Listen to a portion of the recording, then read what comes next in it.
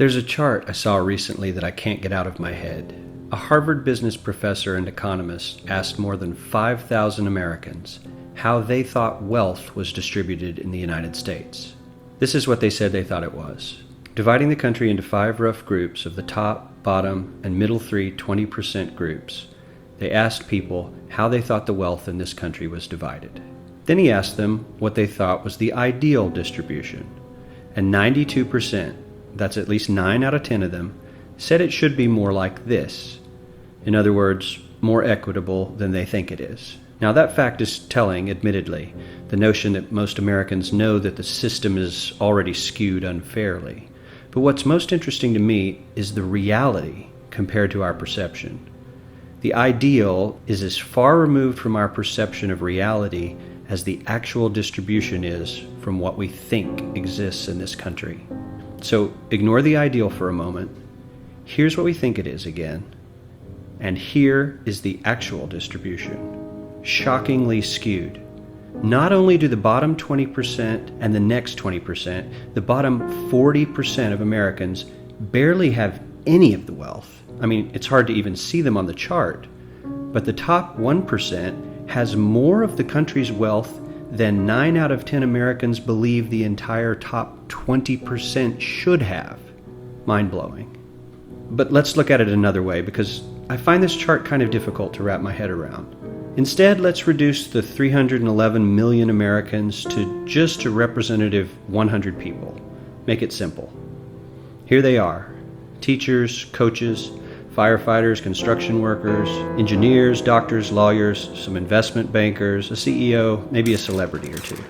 Now let's line them up according to their wealth. Poorest people on the left, wealthiest on the right, just a steady row of folks based on their net worth. We'll color code them like we did before based on which 20% quintile they fall into. Now let's reduce the total wealth of the United States, which was roughly $54 trillion in 2009, to this symbolic pile of cash. And let's distribute it among our 100 Americans. Well, here's socialism, all the wealth of the country distributed equally. We all know that won't work. We need to encourage people to work and work hard to achieve that good old American dream and keep our country moving forward. So, here's that ideal we asked everyone about. Something like this curve. This isn't too bad. We've got some incentive, as the wealthiest folks are now about 10 to 20 times better off than the poorest Americans. But hey, even the poor folks aren't actually poor, since the poverty line has stayed almost entirely off the chart. We have a super healthy middle class with a smooth transition into wealth. And yes, Republicans and Democrats alike chose this curve.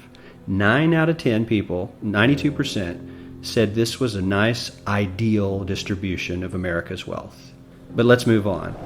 This is what people think America's wealth distribution actually looks like. Not as equitable, clearly, but for me, even this still looks pretty great. Yes, the poorest 20 to 30% are starting to suffer quite a lot compared to the ideal, and the middle class is certainly struggling more than they were, while the rich and wealthy are making roughly 100 times that of the poorest Americans, and about 10 times that of the still healthy middle class. Sadly, this isn't even close to the reality. Here is the actual distribution of wealth in America.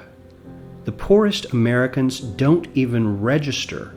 They're down to pocket change, and the middle class is barely distinguishable from the poor. In fact, even the rich between the top 10 and 20 percentile are worse off. Only the top 10% are better off. And how much better off? So much better off that the top 2 to 5% are actually off the chart at this scale. And the top 1%, this guy, well, his stack of money stretches 10 times higher than we can show. Here's his stack of cash, restacked, all by itself. This is the top 1% we've been hearing so much about. So much green in his pockets that I have to give him a whole new column of his own, because he won't fit on my chart. 1% of America has 40% of all the nation's wealth. The bottom 80%, 8 out of every 10 people, or 80 out of these 100, only has 7% between them. And this has only gotten worse in the last 20 to 30 years.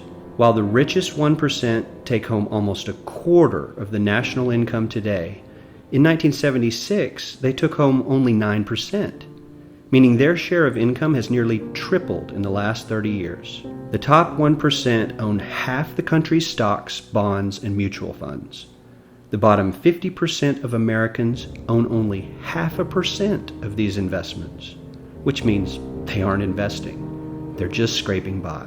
I'm sure many of these wealthy people have worked very hard for their money, but do you really believe that the CEO is working 380 times harder than his average employee? Not his lowest paid employee, not the janitor, but the average earner in his company. The average worker needs to work more than a month to earn what the CEO makes in 1 hour. We certainly don't have to go all the way to socialism to find something that is fair for hardworking Americans. We don't even have to achieve what most of us consider might be ideal. All we need to do is wake up and realize that the reality in this country is not at all what we think it is.